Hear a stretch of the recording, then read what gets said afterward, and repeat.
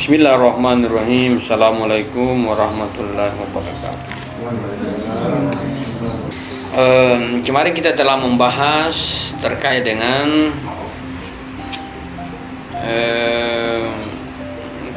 teleos, teleologi persepsi, tujuan dari persepsi. Kita sudah meletakkan bagaimana epistemologi punya posisi, ya.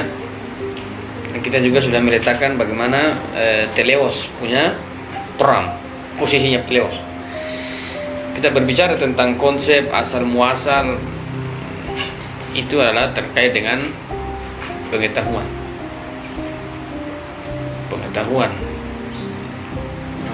Hadirnya sesuatu pada benak kita itu adalah pengetahuan.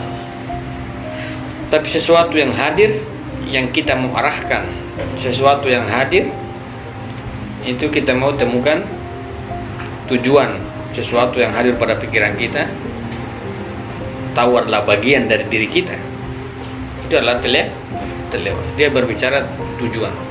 Dan tujuan dari persepsi itu adalah realitas. Persepsi, ya. Persepsi realitas ini kan teleos, ya. Teleos. Kalau persepsi sendiri sampai pada tingkatannya itu ide-ide yang ada di pikiran kita telah berkaitan dengan derajat atau epistemik, ya. Tapi yang kita bahas adalah bagaimana persepsi punya tujuan. Ruang yang satu, ya, ruang yang bisa dibuka cuma itu. Tidak mungkin, karena persepsi kan di benak, ya. Persepsi kan di benak. Kalau persepsi atau di benak, maka tujuan dia pasti di luar itu. Dan di luar itu adalah realitas satu-satunya. Dan itu kita katakan apa? Ada proses tadrid, pelepasan. Persepsi yang kita mau lepas di realitas melalui tindakan spiritual dan lain sebagainya. Sekarang kita masuk pada pembahasan kedua, bagaimana melihat persepsi dengan hubungan dengan hubungan potensi dengan persepsi, atau hubungan persepsi dengan potensialitas. Selanjutnya, bagaimana saya katakan bahwa persepsi itu punya tujuan. Jadi kalau persepsi itu punya tujuan, maka kesempurnaan persepsi itu adalah hal yang penting. Kalau kita mengatakan bahwa persepsi itu punya tujuan, maka seharusnya individu harus memiliki persepsi itu. Harus, ya. Jadi manusia tidak akan memiliki tujuannya, karena manusia itu seringkali diidentikan dengan persepsinya, kan, keberpikirannya lah. Sedangkan persepsi itu punya tujuan. Kalau persepsi itu punya tujuan, maka manusia diharuskan memiliki persepsi. Sekiranya manusia tidak memiliki persepsi pada tingkatan-tingkatannya, maka sebenarnya manusia akan bertujuan kemana? Karena gitu. Kalau persepsi itu teleosnya adalah realitas sebagai sebuah tujuan persepsi, maka manusia sebagai makhluk atau manusia yang berpersepsi, individu yang berpersepsi, memiliki persepsi, dan persepsi itu adalah bagian dirinya, maka manusia itu akan mengikuti tujuan dari persepsi. Tujuan dari persepsi adalah realitas. Kalau kita tidak memiliki persepsi seperti apa, nah kita tidak tahu apa tujuan kita. Bukankah dalam kausalitas itu ada pembahasan tentang sebab final, itu ada kehendak, ya. Dan kehendak itu kan pasti berkaitan dengan persepsi akal, kan. Yang kedua, dalam kausalitas itu selain sisi kehendak, ada disebut dengan sisi kehendak itu adalah persepsi efisien, ya. Tapi ada yang disebut dengan apa? Sebab final. Sebab final itu tujuan dari tindakan. Sesuatu itu ingin dilakukan, maka kalau saya mengatakan persepsi itu tujuannya apa? Tujuan dari persepsi itu pasti dikatakan sebab final. Realitas, ya. Realitas adalah sebab finalnya perception. Oleh karena itu, persepsi ini memang dia beririsan dengan sisi jiwa manusia. Persepsi dia berada dalam sebuah irisan psikologis ya. Persepsi pikiran dia beririsan dengan faktor psikologis manusia. Sisi yang lain, dalam kacamata teleos, itu persepsi dia beririsan dengan realitas. Kalau kita melihat bahwa persepsi itu satu beririsan dengan psikologis manusia, karena manusia yang kemudian membangun sebuah derajat persepsinya. Di sisi yang lain, persepsi itu dia secara teleos dia beririsan dengan realitas. Maka apa? Maka satu sisi persepsi itu bisa meningkatkan sebuah kematangan psikologis manusia. Di sisi yang lain, persepsi itu akan membawa manusia dalam berhubungan dengan realitas. Dan dalam berhubungan dengan realitas itu pasti juga ada riset psikologis. Tidak mungkin tidak kan? Kita membaca buku saja itu pasti ada pengaruh pada jiwa kita kan?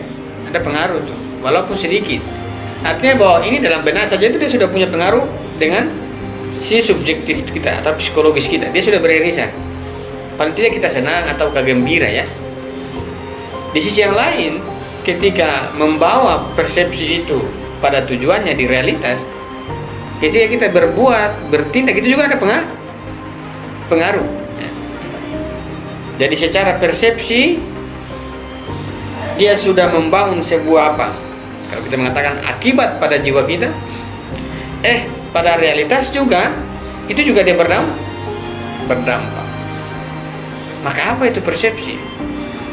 Maka persepsi itu sejauh ini dia bisa mempertemukan sisi subjektivitas kita dengan sisi realitas. Dari mana? Secara faktual kita melihat apa yang kita pikirkan pada derajat akal kita, pasti mau tidak mau atau sadar atau tidak itu ada pengaruh. Teman-teman membaca buku Marxis itu teman-teman punya jiwa juga lain rasanya ya. Teman-teman membaca buku Sadrian juga pasti ada pengaruh. Artinya persepsi itu mempengaruhi ya. Pengetahuan itu mempengaruhi apakah membuat bagus itu diri kita, membuat jiwa bagus itu ada irisan. Di sisi yang lain, ketika kita bertindak di sosial dimanapun di realitas pada paling tidak, itu juga mempengaruhi. Maka persepsi itu dia mempertemukan sisi subjektivitas pada jiwa kita dalam persepsi, dan persepsi juga dalam teleos dia mempertemukan sisi dampak dari realitas. Jadi kita mau bagaimana? Jadi kalau kita tarik ini persepsi, di sini realitas, sini ada psikologi jiwa ya. Ada dampak masuk begini, ada dampak masuk begini kan? Secara realitas ini berdampak ya. Secara persepsi ini juga berdampak di sisi psikologis kita. Maka apa yang disebut dengan persepsi? Apa tujuan persepsi paling selain dari ini? Salah satu tujuannya apa? Terciptanya integrasi jiwa. Di mana integrasinya? Integrasinya ada pada sisi realitas.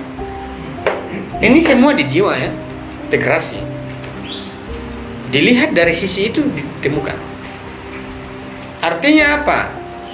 Persepsi itu bukan hanya semata-mata penglihatan dalam tugas teman-teman itu, sebagaimana dalam pemikiran barat, bukan semata-mata pendengaran, penglihatan, penggambaran. Tapi persepsi itu dikatakan apa? Idrak dalam Sadrian. Idrak. Idrak itu adalah perjumpaan. Apa yang dijumpai? Yang dijumpai itu ini sisi efek pada jiwa dan sisi efek pada realitas itu berjumpa di lokus kan. Jadi kita mengatakan apa? Apa yang dimaksud dengan perjumpaan? Perjumpaan pasca tindakan dan perjumpaan setelah tindakan. Itu di lokus ya. Ini idrak. Disebut dengan apa? Perjumpaan. Perjumpaan ini idrak. Jadi kita membaca dalam artian kalau kita membaca buku begini, membaca buku, apakah memang benar bahwa kita tidak menjumpai itu? Kita menjumpai sesuatu ya. Teman-teman hanya memikirkan buku saja sebelum membaca buku pasti mempengaruhi. Saya mau beli buku, pasti senang ya. Saya beli buku, saya suka buku. Berarti begitu walaupun belum lihat bukunya. Saya suka buku, itu ada pengaruh pada jiwa. Tapi ketika membeli buku, itu juga pengaruh ada kan? Pertama. Yang kedua, dalam contoh-contoh idrak misalnya, ketika kita mengatakan, saya membaca buku ini, saya pintar, itu mempengaruhi. Ada seperti bentuk motivasi ya.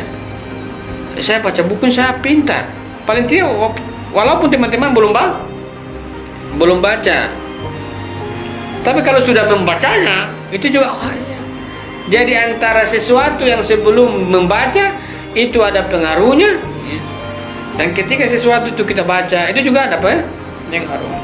Tapi kalau kita mengatakan bahwa persepsi itu adalah pada derajatnya dia adalah akliyah, nah, kalau orang sudah sampai pada derajat akal pasti dia daripada realitas. Tapi sebelum itu kita masih membahas tema persepsi. Jadi di satu sisi kita mengartikan bahwa memang persepsi itu penglihatan, tidak ada yang tolak.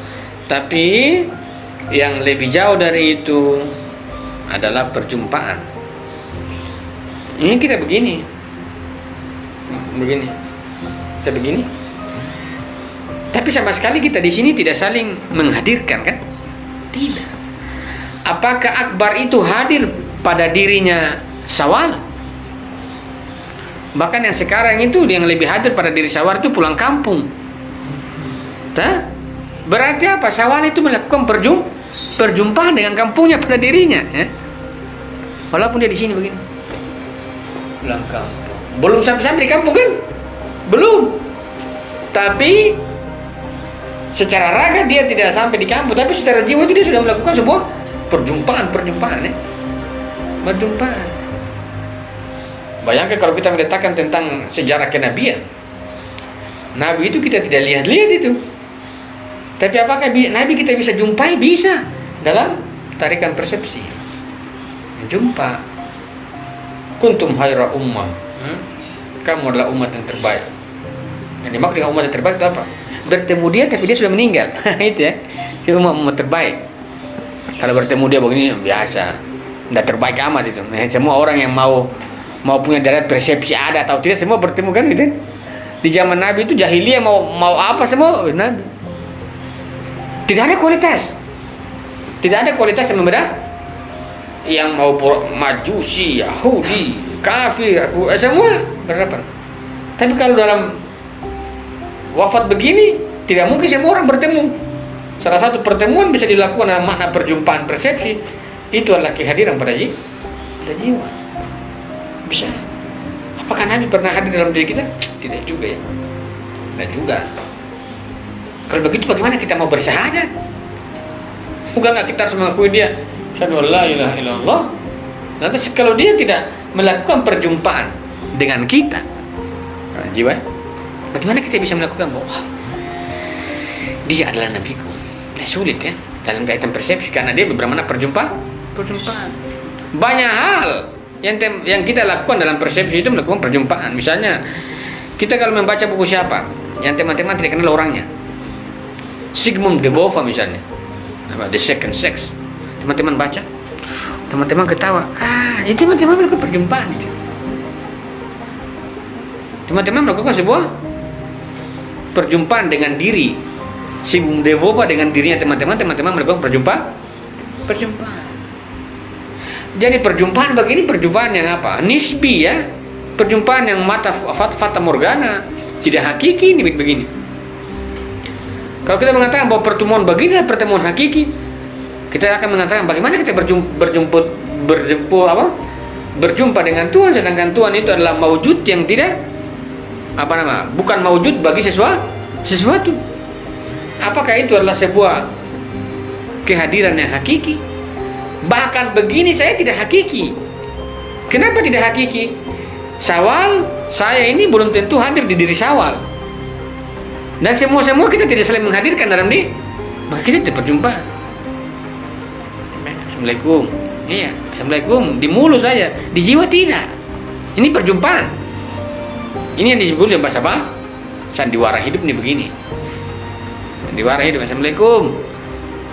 Subhanallah, rajin sekali. Tapi di jiwa sama sekali, ini saya malas ucap. Ya begitu ya. Itu namanya tidak melakukan sebuah perjumpaan. Ini persepsi. Maka persepsi itu dikatakan di sini adalah perjumpaan dan kedatangan. Kita menjumpai, maka itu berarti namanya perjumpaan kan pasti pertemuan ya, kedatangan, mendatangi, berjumpa. Maka jiwa kita itu mendatangi sesuatu itu, sehingga kita berjumpa. Namanya kedatangan, perjumpaan. Bagaimana kita bisa bertemu? Bagaimana kita bisa berjumpa? Jika jiwa kita tidak mendatangi sesuatu itu. Maka kalau jiwa kita mendatangi sesuatu itu, maka jiwa pada awalnya bergerak naik menuju sesuatu yang dia mau jumpa. Itu dari irisan potensialitas. Kita baca itu pengantar. Ayo baca dulu.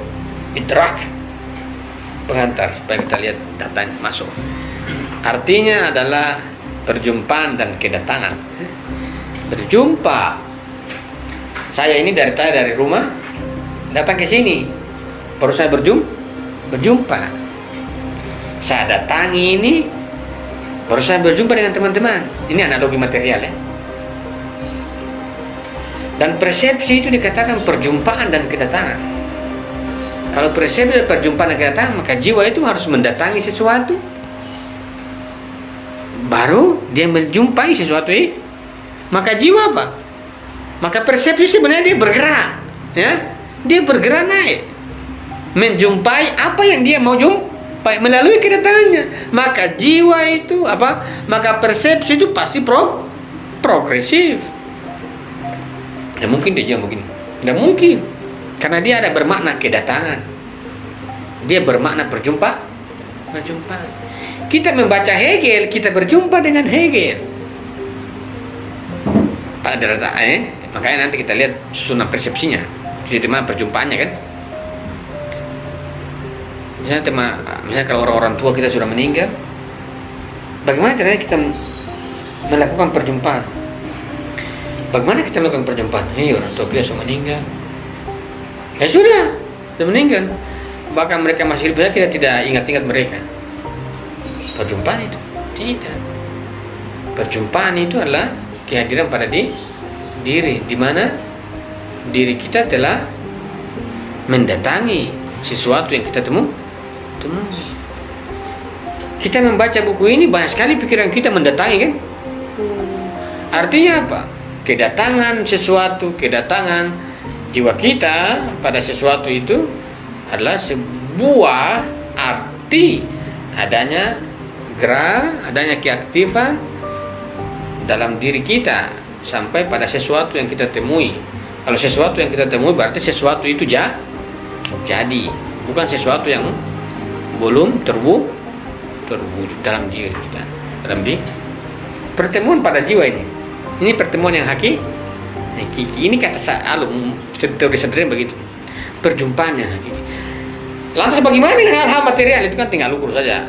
Hal material kan tinggal kita Assalamualaikum, jabat tangan itu disebut dengan perjumpaan. Tapi ini kan tidak hakiki nih. Tidak hakiki teman-teman jabat tangan. Assalamualaikum ya, ini tidak hakiki.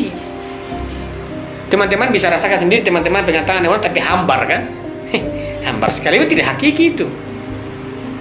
Tapi ada orang yang kita belum temui pada faktanya, tapi dia di dalam jiwa kita tuh, saya ingat sekali ini orang. Itu kan berarti perjumpaan itu. Berjumpa. Nanti kapan ketemu orang itu di luar itu hal lain. Bagaimana saya beberapa hari yang lalu isi materi epistemologi ibadah. Setelah saya isi, ada perempuan satu dia WA. Dia bilang, salam, mudah-mudahan ke depan Ustaz saya ingin berjumpa. Saya bilang, berjumpa? Padahal sekarang saya sudah berjumpa dia dengan dalam diri saya itu. Karena saya sudah isi materi, kemudian dia berdialog kan. Saya sudah berjumpa dengan dia itu. Fisik kan? Insya Allah saja kan begitu. Jawabnya insya Allah. Kalau fisik kan insya Allah. Tapi dalam jiwa saya itu sudah berjumpa dengan dia. Persepsi sudah jalan itu. Menjelaskan begini. Jadi apa yang saya jelaskan dia juga connect. Berarti dia sudah memasuki ruang pengetahuan. Jadi saya berjumpa dia. Jadi saya sudah menghadirkan dia dalam kaitan dengan pengetahuan, dia juga sudah menghadirkan saya dalam kaitan pengetahuan. Tapi kalau fisik ya tinggal yang punya duit ya ke sini tes rapid test dulu, begitu. Kalau di material realitas ya harus ikut protokol apa kesehatan. Nah, kan perjumpaan fisik itu kan tinggal wallahu alam kapan kan. Tapi jiwa itu yang sebenarnya ini yang pertama sekali kan.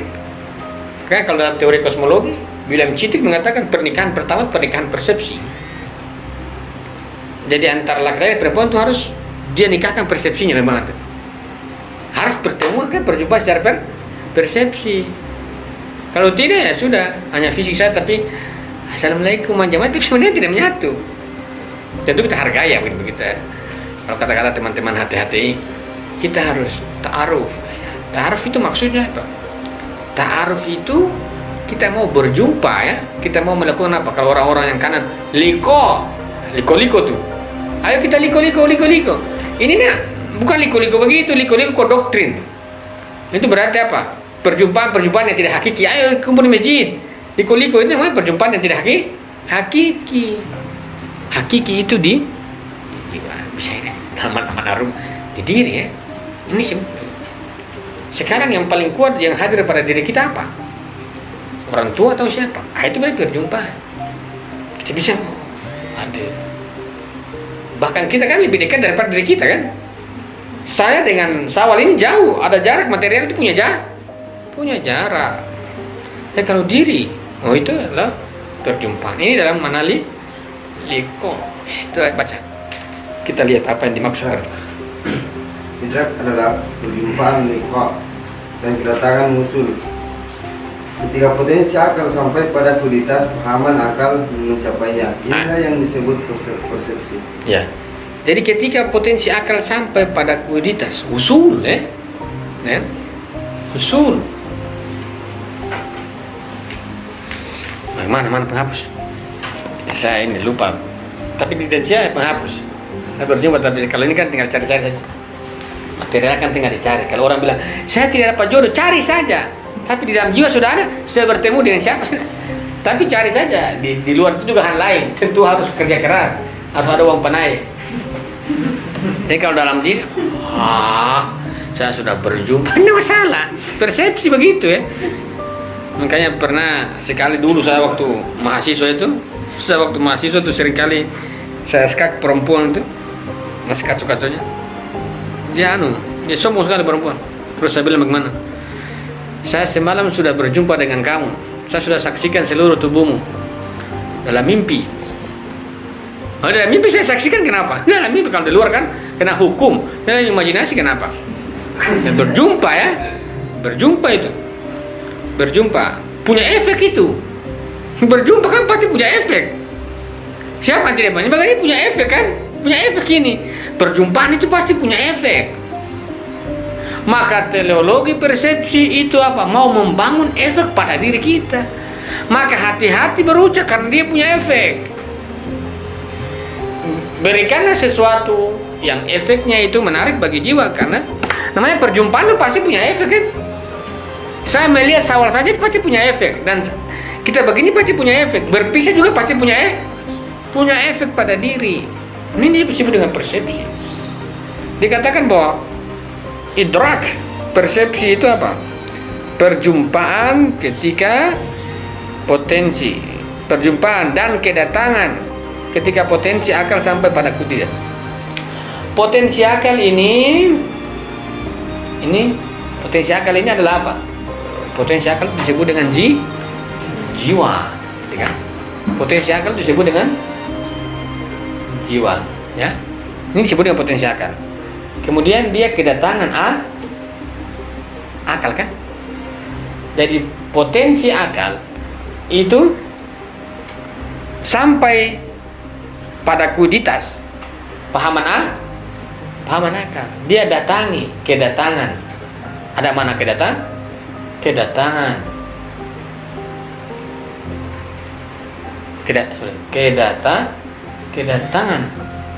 Kalau sudah kedatangan, maka pahaman akal, kuiditas, maka itu terkembali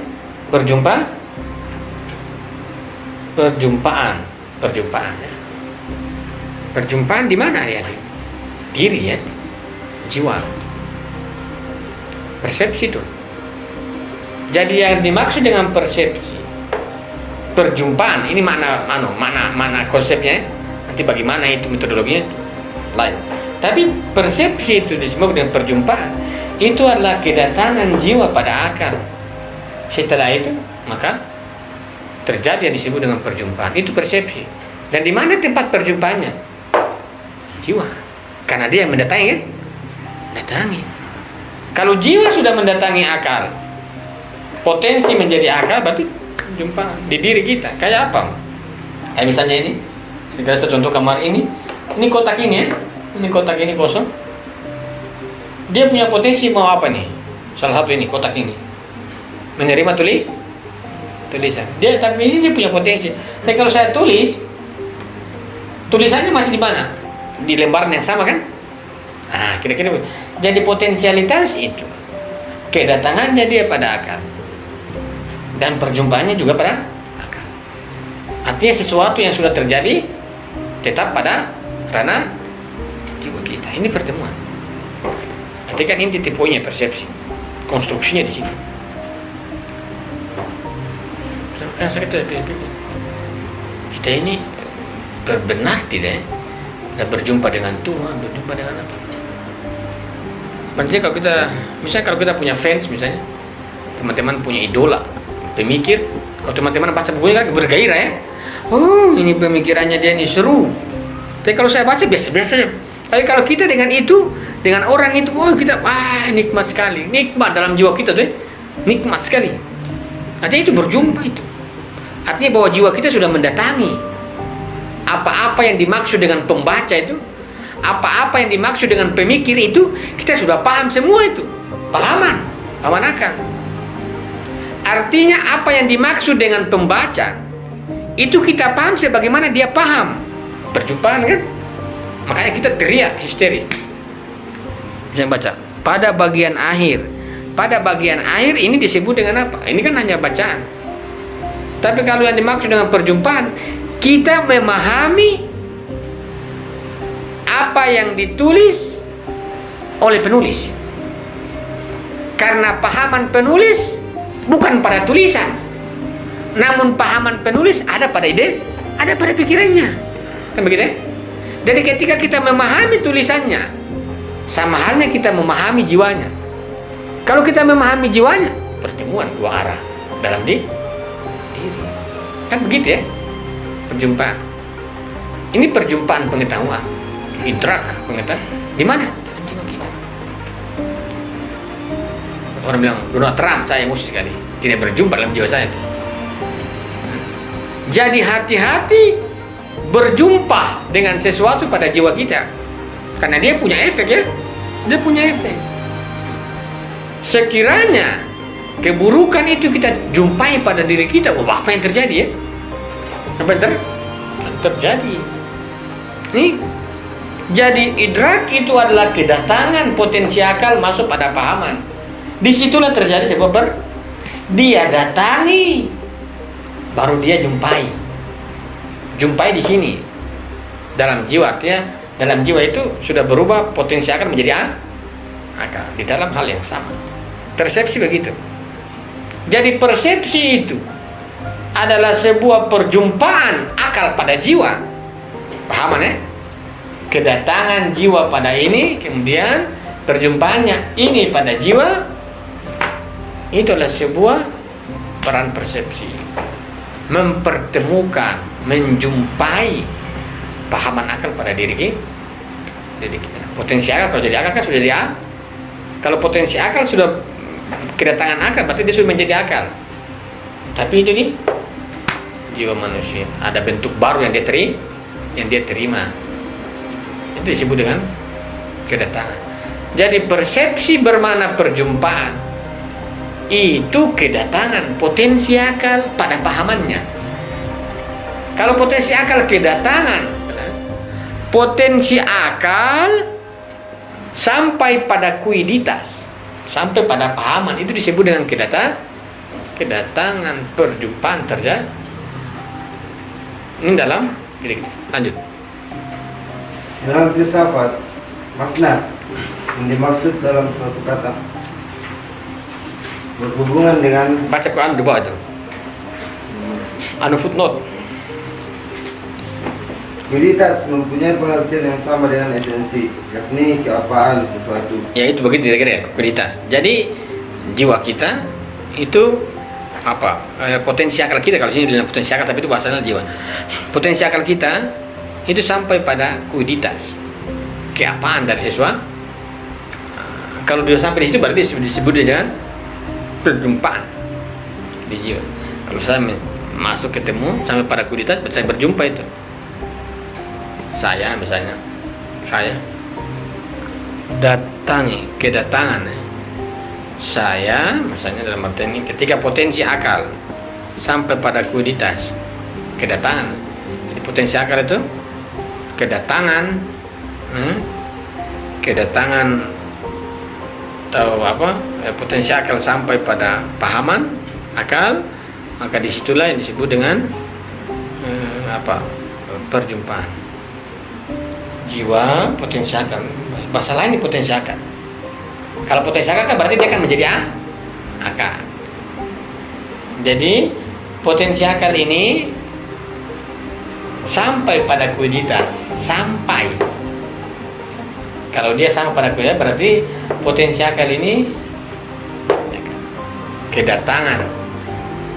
Jadi kita mengatakan bahwa perjumpaan ini diakibatkan oleh kedatangan. Apa yang dimaksud dengan kedatangan? Ini bahasa lain. Kedatangan. Satu bisa kita artikan tafsirannya paling material, jiwa mendatangi akal, kemudian dia berjumpa. Tapi kalau kita membuka nalar persepsi yang lebih, kedatangan itu pada jiwa. Jadi potensi akal ini sampai pada akal.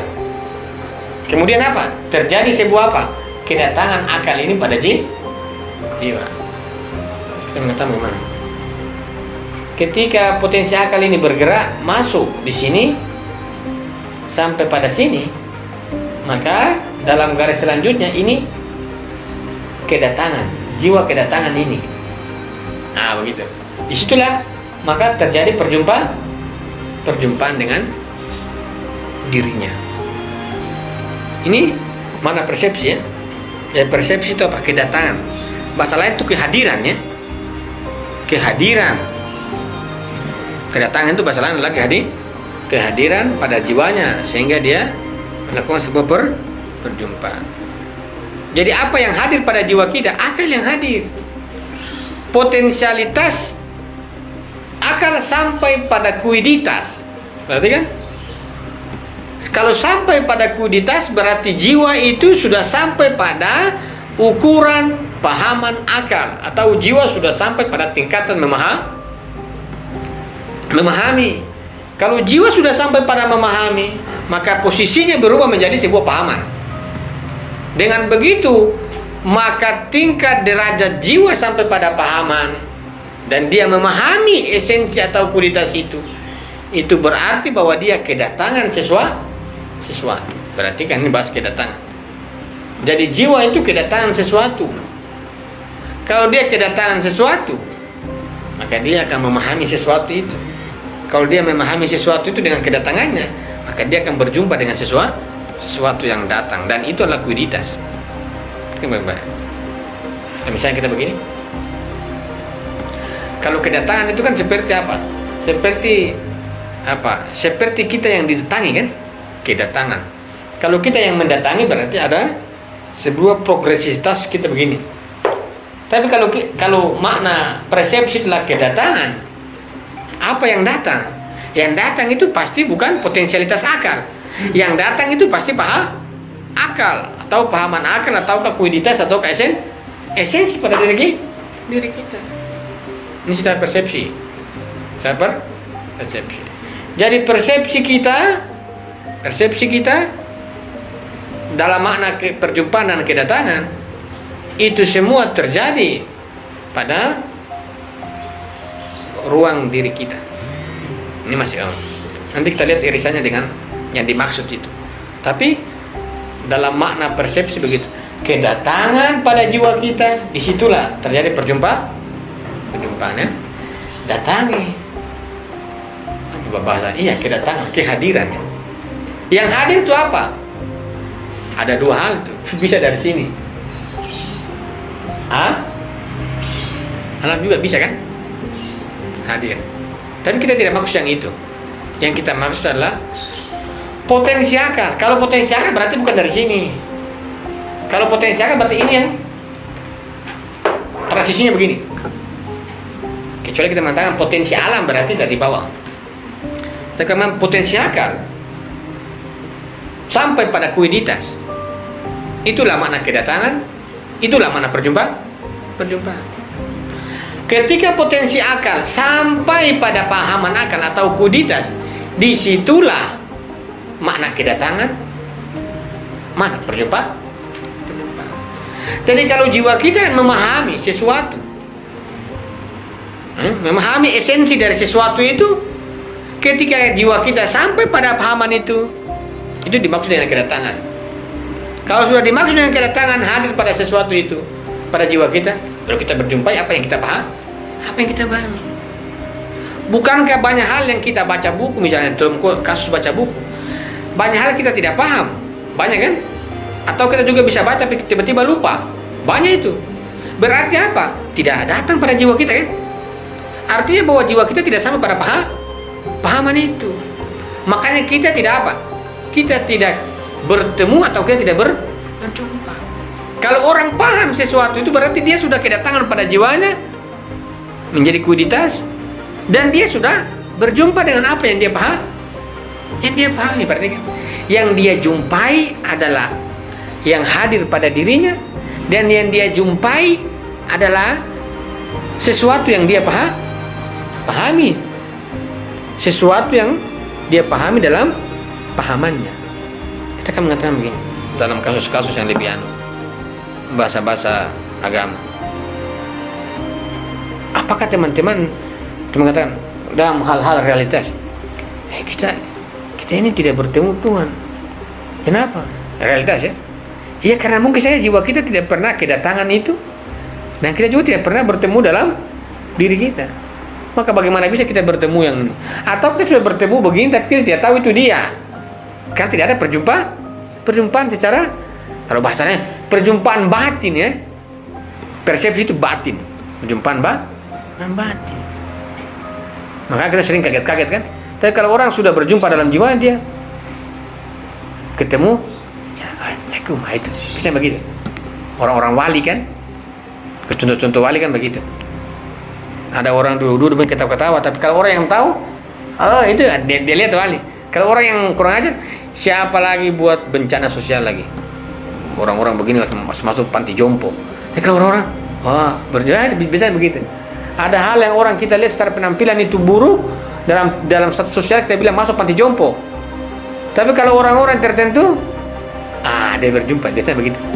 Makanya perjumpaan lahirnya itu hanya mengafirmasi saja apa yang hakiki. Tapi yang hakiki itu harus dijumpai secara persepsi pada jiwa kita. Dan itu apa? Kedatangan. Dan yang kita jumpai adalah sesuatu yang datang pada kita. Dan itu adalah apa yang datang? Pahaman fluiditas ya. Bagaimana kita memperhatikan apa itu? Lanjut. Aristoteles menjelaskan. Lanjut atas sana. Ulang.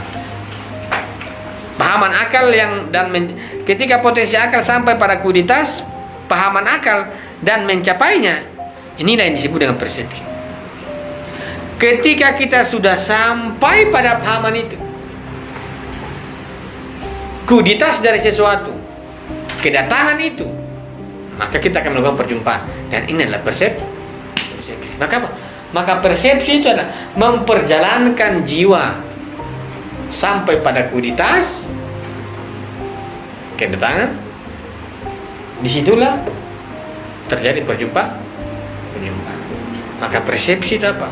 Mempertemukan jiwa kita dengan pahaman, akal, ya. Ya itu. Tidak paham, tanya, lanjut. Dalam filsafat, makna yang dimaksud dalam satu kata berhubungan dengan makna harfiahnya. Artinya, persepsi dan perjumpaan yang benar hanyalah perjumpaan dalam pengertian ini, yakni persepsi oleh pengetahuan. Perjumpaan dalam pengertian fisik bukanlah perjumpaan yang sebenarnya. Nah, ini dalam kitab Al-Asfar sadrnya bahasa basi, ya. Bahasa basi. Assalamualaikum, kanda, itu bahasa basi. Itu dah dah hakiki, ya. Dah hakiki. Hakiki itu persepsi, perjumpaan secara persepsi. Kita tidak pernah kenal Mutahari, tidak pernah bertemu Mutahari. Tapi kalau kita baca Mutahari, apa yang dia baca itu kita pahami. Oh, itu perjumpaan dengannya itu. Artinya apa yang dia pahami, pasti kita juga pahami, walaupun tidak menyeluruh. Oh, maksudnya Mutahari ini begini kan, begitu kan biasanya kan? Dalam buku itu Mutahari mengatakan begini. Misalnya kalau kita mengatakan kaum tertindas itu menurut Marx bahwa ini adalah ketertindasan ekonomi. Tapi kalau menurut Ali Syariati, menurut Imam Khomeini, menurut Bakir Sadar, menurut Mutahari, bahwa ketertindasan ini bukan hanya faktor ekonomi, tapi dia adalah faktor spiritualitas. Ini yang dimaksud. Kita berjumpa dengan pemahaman mereka. Oh, begitu ternyata berjumpa itu. Apa yang kita pahami kita jumpai. Jangan kita bilang ketertindasan ini sama semua, berarti namanya kita tidak berjumpa itu. Kalau kita berjumpa berarti kita bisa membedakan. Oh, perjumpaan begini kan begitu. Kita membaca sebuah tema kemudian yang dimaksud penulis ini. Kalau yang dimaksud penulis itu kita pahami, kita berjumpa dalam persepsi. Nah, ini disebut dengan perjumpaan kuiditas. Potensi akal menuju apa? Potensi akal menemui kuiditas. Pahamannya, pahaman. Jumpai, maka terjadi perjumpaan.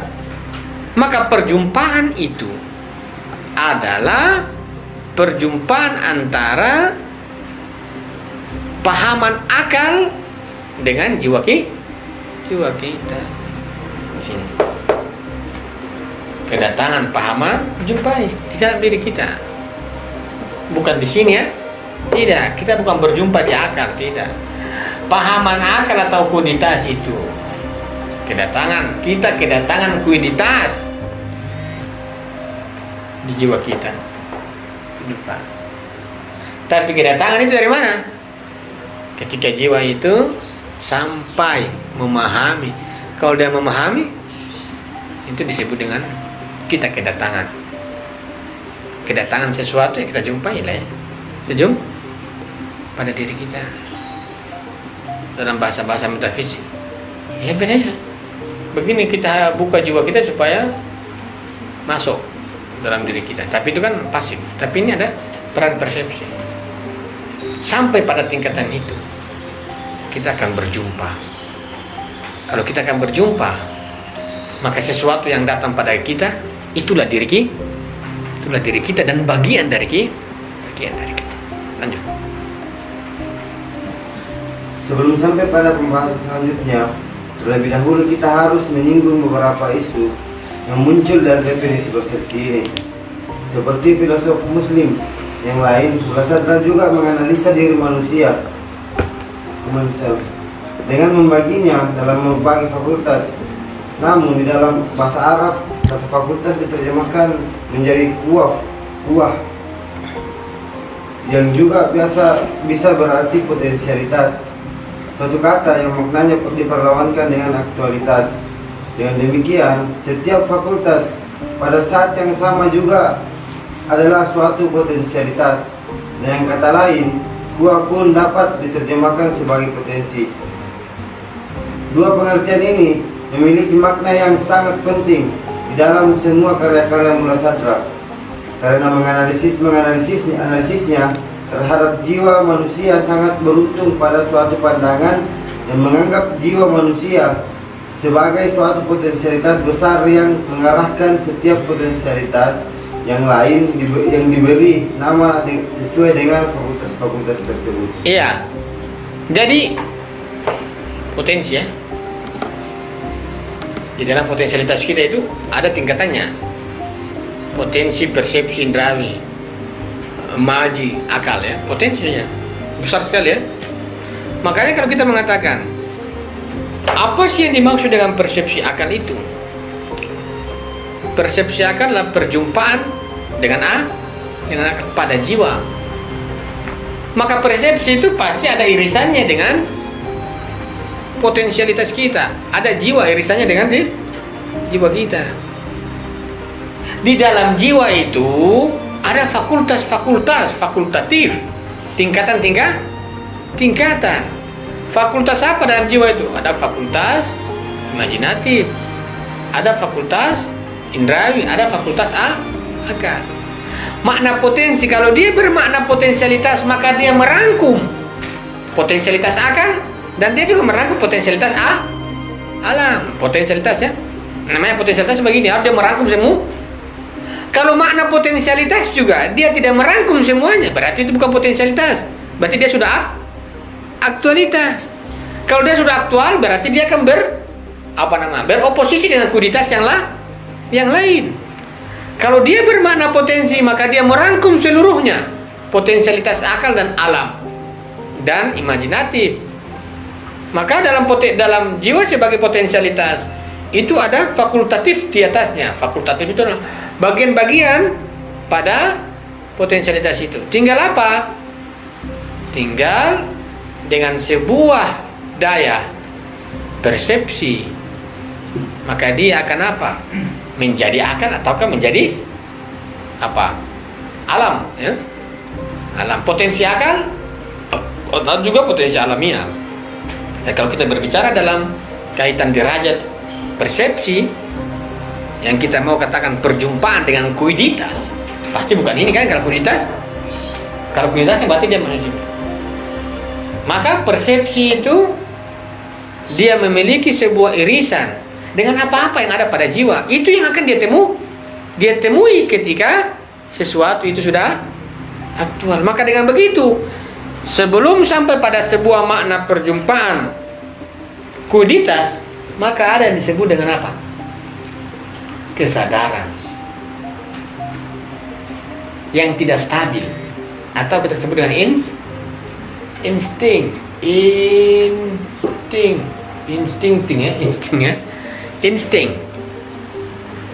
salah satu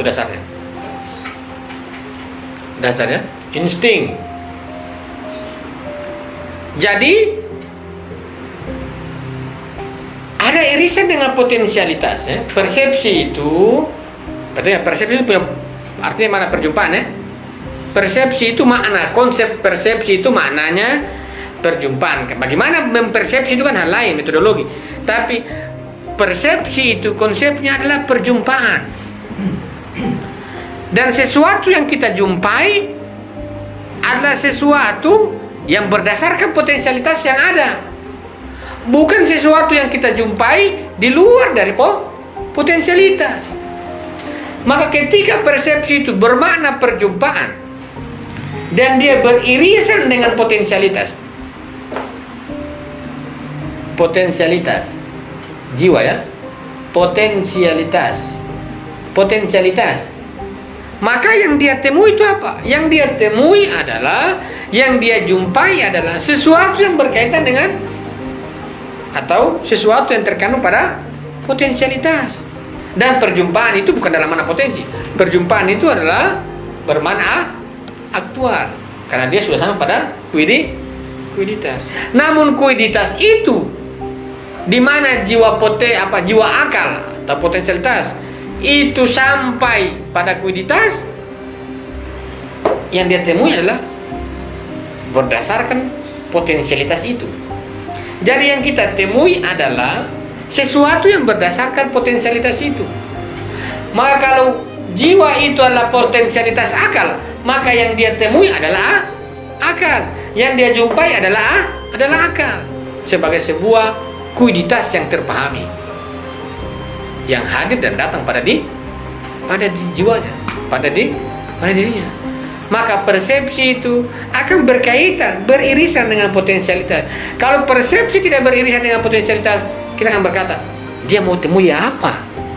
Dia mau berjumpa dengan apa? Dia kedatangan di mana? Di mana tempat perjumpaannya? Karena dia adalah sebuah perjumpaan, maka harus ada wadah yang dia jumpai dan sesuatu yang dia jumpai, dan itu adalah potensialitas. Dalam artian di situ adalah wadah dia menjumpai dalam aktualitasnya. Sesuatu yang aktual kan berarti irisannya dengan potensi. Maka persepsi itu menjumpai bahasa maka persepsi itu adalah sebuah perjumpaan dengan bahasa potensialitas yang terkandung, bukan sesuatu yang tidak ada kandungannya kemudian kita tidak bisa begitu. Kalau kita mengatakan dalam tafsiran manusia, kalau manusia itu punya fitrah dan fitrahnya itu adalah ketuhanan, maka dia harus jumpai yang sesuatu yang ada pada fitrahnya. Pertanyaan kemudian, apakah pada fitrah kita itu ada keburukan? Tidak. Lantas kenapa kita mau jumpai keburukan itu tiap hari?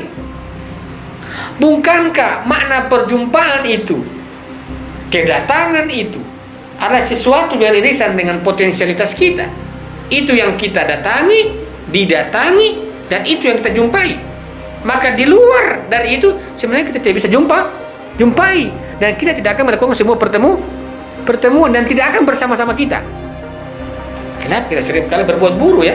Kenapa dalam diri kita itu seringkali suka keburukan? Padahal itu tidak ada dalam potensialitas. Ini mana perjumpaan? Jadi persepsi itu akan menjumpai apa-apa yang terkandung di dalam jiwanya, dan dalam jiwanya itu potensialitas akal. Itu yang dia jumpai. Maka bagaimana kita harus tahu bahwa ada potensialitas? Ada insting, kesadaran yang tidak stabil. Kalau di sini kesadaran yang tidak stabil terhadap apa? Terhadap apa-apa yang hadir, supaya kita tahu bahwa itu potensialitas akal. Dalam epistemologi falsafah mengatakan ada ide yang hadir kan di sini kan. Ide ini harus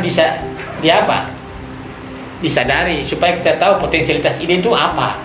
Kuiditas. Begitu. Insting itu bahasa kesadaran, tapi kita stabil. Kalau tidak stabil kan insting. Kalau stabil kan akal ya, kesadaran yang aktual. Jadi insting itu adalah menyadari ada yang hadir pada jiwa. Kalau ada yang disadari berarti kita tahu bahwa potensi yang hadir itu akal kan. Dan itulah kemudian harus dilanjutkan perjalanan jiwa itu dengan persepsi. Dengan begitu maka jiwa akan berjumpa dengan apa? Sesuai dengan potensialitasnya. Tidak bisa dari itu, tidak bisa keluar dari itu. Kalau keluar dari itu, dia berjumpa di mana? Kalau kita mengatakan dia berjumpa selain apa-apa di potensi, jiwa kita itu berjumpa secara persepsi sesuatu yang tidak terkandung pada potensialitas akal. Pertanyaan kemudian dia berjumpa di mana kalau itu juga tidak terkandung pada akal pada potensialitasnya? Bukankah perjumpaan itu adalah bahasa potensialitas yang dia wujudkan? Lah kalau tidak di situ, tidak berdasarkan itu, kita mau jumpai di mana? Tidak ada lagi ruang perjumpaan kalau tidak sesuai dengan bahasa potensialitas. Maka kalau keburukan itu kita mau berjumpa dia di mana? Kalau perjumpaan itu, keburukan itu tidak masuk dalam potensialitas akal, maka dia tidak bisa berjumpa dalam diri kita kan?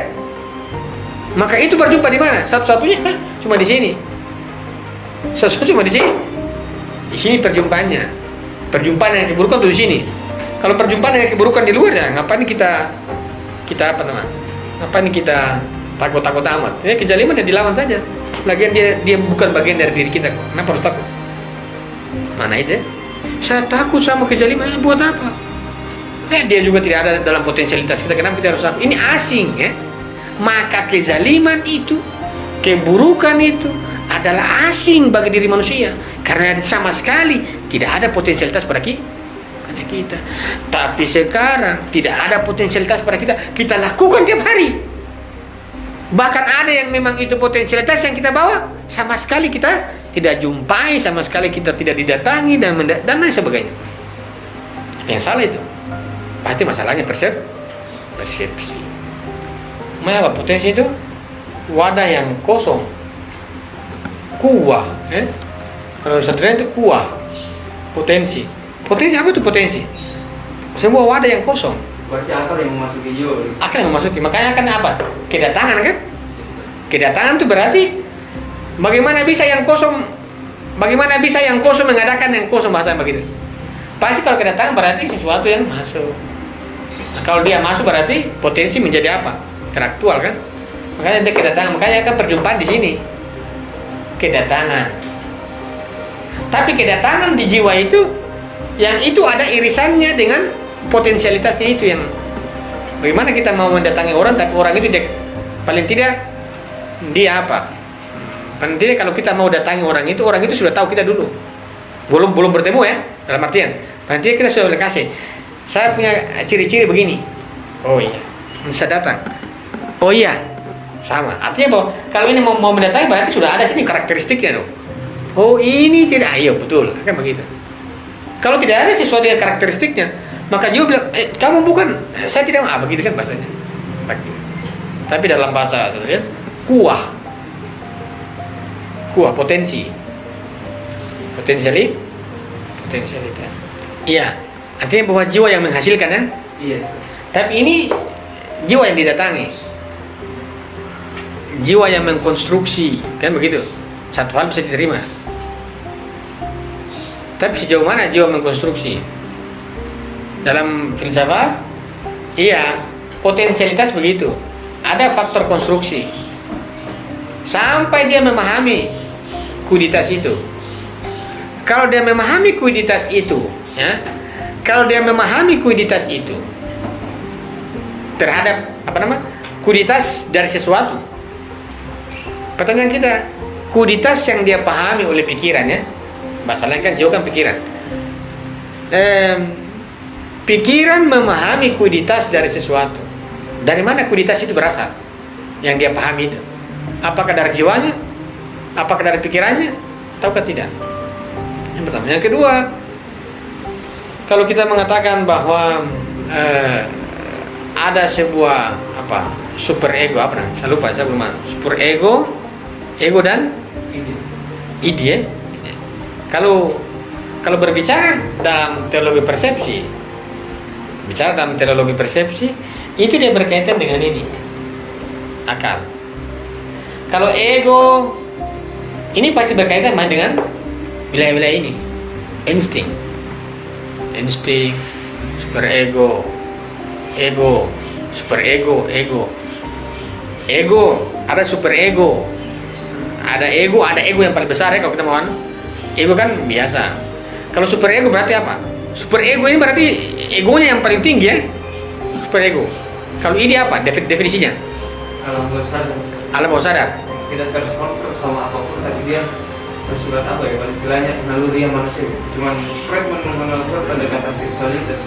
Iya, ini semua dalam sini. Tapi kalau dia menarik, kalau dia taruh alam bawah sadar itu di sini. Dan kalau alam bawah sadar itu dia tarik dengan semua teori insting, berarti itu apa? Maknanya cuma makna potensialitas saja. Ego, super ego, ide yang alam bawah sadar. Alam bawah sadar ini kan mau diungkap. Tapi bagaimana cara mengungkap alam bawah sadar? Bagaimana cara mengungkapnya? Apakah alam bawah sadar itu sesuatu yang sudah jadi atau belum? Alam bawah sadar itu. Bagi Freud apa? Alam bawah sadar sesuatu yang sudah ada atau belum? Sudah ada kan? Ada pengalaman. Pengalaman kan berarti apa? Berarti kalau alam bawah sadar itu berdasarkan pengalaman, berarti apa? Ini hanya berkaitan dengan alam dan jiwa. Yang tersembunyi kan? Yang mungkin karena kita tidak sadari tiba-tiba masuk. Itu berarti respon ini. Respon alam terhadap jiwa sehingga dia menurut Sadrian itu harus disadari secara insting ya. Harus apa yang hadir pada jiwa itu dia sadari secara kesadaran insting ya. Untuk apa? Untuk mengetahui apa yang kita sadari itu punya bahasa ini. Makanya Freud itu sepertinya dia tidak sadari. Karena dia tidak sadari masuk dalam ruang alam bawah sadar, maka dia tidak bisa arahkan pada akal. Sadrian mengatakan sesuatu dari alam ini masuk pada jiwa itu harus disadari. Instingnya pentingnya disadari. Ada yang masuk. Misalnya ada ide, ada ide ini. Supaya apa? Itu bisa ditahu potensialitasnya memasuki akal. Tapi kalau ada yang masuk di dalam jiwa kita dan kita tidak sadari, cuek-cuek saja begitu. Itu akan menjadi alam bawah sadar. Kalau dia menjadi alam bawah sadar, maka dia akan kembali ulang itu. Dia kembali diulang dengan apa? Seksualitas. Tapi kalau disadari, maka sebenarnya tidak ada yang disebut dengan alam bawah sadar karena dia akan masuk pada ruang akal. Tapi kalau kita artikan bahwa akal itu sebagai sumber alam bawah sadar juga bagus. Yang mendorong orang untuk apa? Untuk bertindak. Jadi alam bawah sadar itu bisa dari material masuk dalam seksualitas kan? Tapi kalau kita kedatangan pada jiwa kita, berarti ini alam bawah sadar ini yang bagus. Ini bukan alam bawah sadar, memang sama sekali tidak disadari. Kenapa tidak disadari? Karena kita tidak berhubungan secara ilmiah. Kalau ini kan ilmiah, berhubungan dengan hal-hal ilmiah, cuma kita tidak sadari keberhubungan kita, makanya tersimpan saja begitu, paling dasar. Tapi kalau ini sama sekali kita tidak berhubungan. Sama sekali tidak berhubungan. Namun karena diketahui ada potensialitas akal itu, baru itu yang memasuki ini, sehingga kita kedatangan kita terpahami atau memahami kualitas itu. Maka apa-apa yang hadir pada jiwa kita, alam bawah sadar misalnya, semuanya jawabannya cuma ini. Karena inilah pahaman akal atau kuditas. Kuditas dari mana? Dari semua yang hadir pada jiwa. Jadi pahaman akal kuditas itu terkait dengan apa? Sesuatu yang hadir pada jiwa. Sesuatu yang hadir itu adalah potensialitas bagi akal. Maka alam-alam ini semua dia punya bahasa kuditas akal. Maka kalau Freud mengatakan tersimpan alam bawah sadar, dalam teori teologi sebenarnya dia punya jawaban di akal. Maka bagi Freud, iya ada seksualitas itu, tapi kamu jangan terobos sembarang lah, karena ada akal akan menjawab. Sekiranya itu bahasa seksualitas itu dia arahkan ke konstruksi akal, maka apa? Maka jiwa akan menemukan apa yang dimaksud dengan hakiki atau kualitas seksual itu, sehingga dia memasuki ranah pertemuan dengan realitas akan diukur oleh akal. Kalau tidak, sudah teman-teman gaya Freud di jalan libas. Yang penting sedang sih begitu. Nah, kalau di barat itu berhubungan seks dalam keadaan minum minuman keras bebas kan? Di barat itu kalau berhubungan seks yang penting minum alkohol itu tidak dihukum. Dikatakan apa? Tidak sadar kan? Tidak sadar. Tapi kalau dalam keadaan sadar dihukum. Lantas kalau kita mengatakan berarti alam bawah sadar seksualitas itu sadar apa tidak dalam kehidupan kita? Kalau dia melakukan secara sadar berarti dia sadar itu. Berarti kalau alam bawah sadar itu kita melakukan tapi kita tidak kita tidak sadari. Alam bawah sadar namanya alam bawah sadar. Di bawah sadar di bawah sadar. Dia tidak sadar kan? Tapi sebenarnya menarik karena ada diketahui alam bawah sadar. Kalau dia ketahui bahwa ada alam bawah sadar, sebenarnya dia bisa sadar dan dia bisa arahkan di sini. Kan begitu?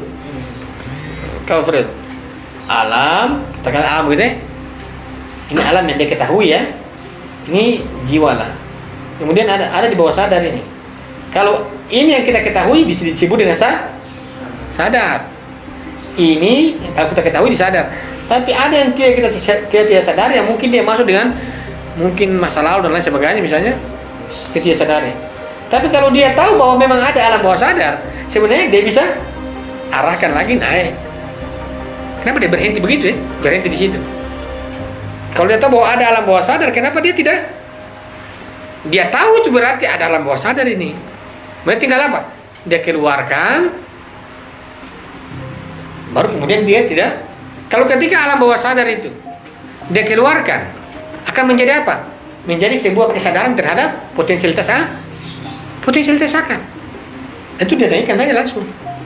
Semua kalau tidak tahu Freud bagaimana, dia bilang alam bawah sadar, tapi dia sudah tidak lanjutkan ke sini, jadi langsung keluar begitu aja.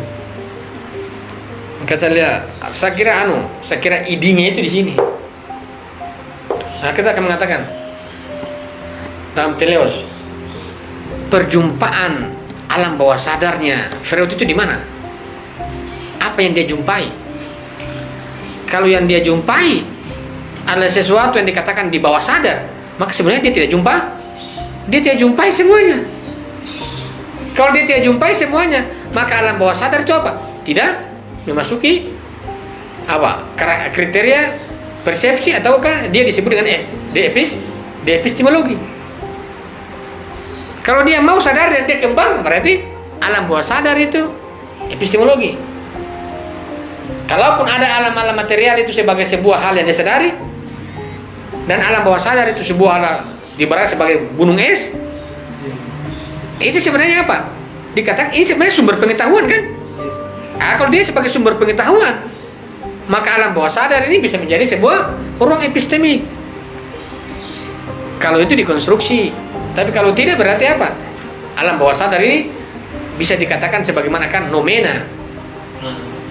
Alam bawah sadar ini di epistemologi.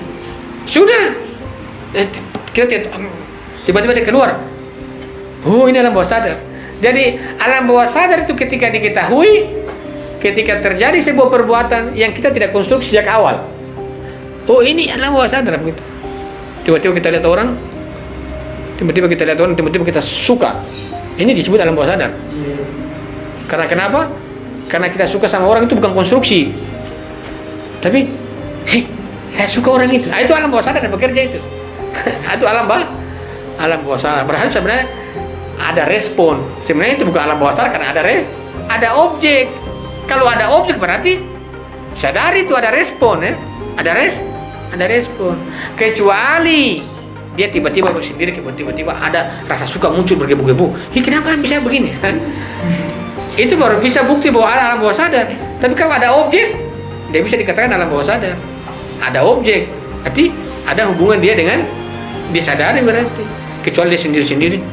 Saya suka orang ini. Kenapa bisa muncul begini? Nah, itu baru ada alam bawah sadar. Tanpa ada orang, kemudian dia sukai. Itu bukan alam bawah sadar. Kan seringkali alam bawah sadar begitu. Makanya menarik itu kalau. Makanya alam bawah sadar kan orang sulit ketahui. Disebut apa? Nomena. Padahal kan bisa nomenanya Freud itu alam bawah sadar itu.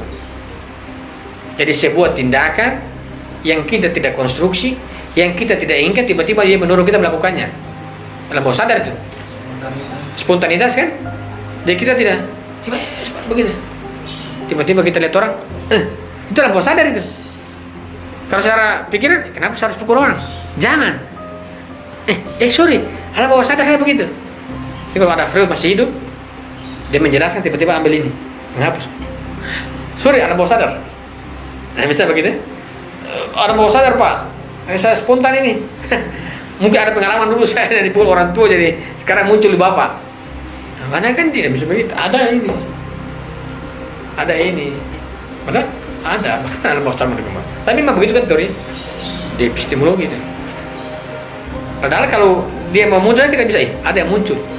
Padahal sesuatu aja yang mau muncul itu kita bisa sadari. Ada yang mau muncul ini. Ada yang mau muncul. Sebelum itu sampai pada sebuah realitas tindakan, Kita tahu bahwa ada yang muncul, ada yang muncul, ada yang muncul. Maka alam bawah sadar sebenarnya sumber pengetahuan. Dia bukan sumber tindakan. Kalau dia sumber tindakan, kita kacau. Hidup ini pasti hancur. Kalau itu dikatakan sebagai sumber sumber pengetahuan, bagus sekali. Tapi kalau dia sebagai sumber tindakan, dari situ orang bertindak. Karena apapun yang paling kecil hanya mau muncul, mau keluar dalam tindakan itu kita sadari. Ada yang mau berarti. Kalau dia disadari berarti dia masuk langsung dalam ruang potensial menjadi akal. Perjumpaan itu. Sekian, assalamualaikum warahmatullahi wabarakatuh.